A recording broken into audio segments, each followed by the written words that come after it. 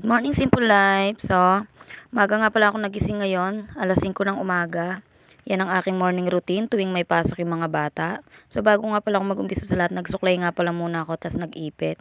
Tapos, agad-agad na nga akong nagsaing para habang nagluluto ako ng sinaing, ay magluluto na rin ako ng ulam para sabay na bang naluluto. Tapos, sila naman ay naliligo na doon sa poso. Ginising ko na nga pala sila kanina. Tapos, sinalang ko na sa rice cooker yung kanin. Tapos, hihiwain ko na nga itong hotdog para mailuto ko na nga siya. So, Monday hanggang Friday, 5 a.m. nga pala nagigising ako dahil ang pasok ng dalawang bata ay 6 a.m. Tapos, si Buboy naman ay 6:30 a.m.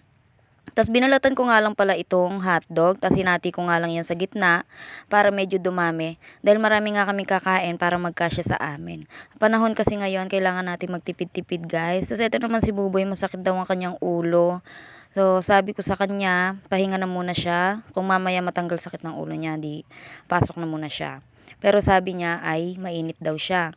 Tapos ito naman, piprito ko na nga dyan yung hotdog habang naghihiwa ako ng sibuyas bawang. Panggisa ko doon sa may corned beef. Tapos, ginising ko na rin nga dyan yung aking asawa. Sabi ko sa kanya, gumising ka na para mahimasmasan ka na at maghahatid ka pa ng estudyante. Tapos, pagkatapos ko nga dyan maghiwa ng mga ricado, ay pinirito ko na nga agad-agad yung hotdog. At habang nga palang nagluluto ako, sila ay nagliligo na doon sa poso at sinasabihan ko silang bilis-bilisan na nila dahil oras na. Alanganin naman akong gisingin sila ng 4:30 a.m. dahil masyado namang maaga kapag ganon din, diba? Aantukin lang sila sa eskwelahan. So, na-decide ko lang na gisingin sila ng alas 5 para kahit papano is maaga-aga na nga yun. Masyado kasing maaga kapag 4:30, diba? Tapos, ginisa ko na nga dyan yung corned beef. Tapos, pinrito ko na nga pala yung tuyo kanina. Pagkatapos ko nga pala yan magisa, si Marjorie is okay na siya. So, pwede na siyang kumain. Nauna nga pala siya sa tita niya mag-asikaso. So, ito na nga pala yung niluto ko. Ayan, kakain na siya. Sabi ko sumandok na siya. At madilim pa nga sa labas, nakita nyo. Ayan, humiga nga ulit si Buboy dyan. Hinawakan ko siya at mainit na nga siya. Sabi ko sa asawa ko, mainit si Buboy. Sabi niya, wag niya na muna daw papasukin. Sabi ko, sige. Tapos, chinat ko na agad-agad yung teacher. Sabi ko, mainit si Buboy, hindi ko na muna papasukin. Tapos, eto na nga, kumakain na nga dyan yung dalawa. Sabi ko sa kanila, bilisan nyo, bilis-bilisan nyo, talaga naman.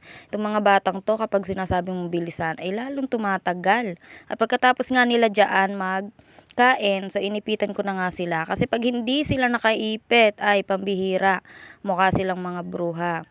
Tapos, eto naman si Jelgel, bunot ng bunot din sa buhok niya. Kaya ayun, maiksi yung buhok sa harapan.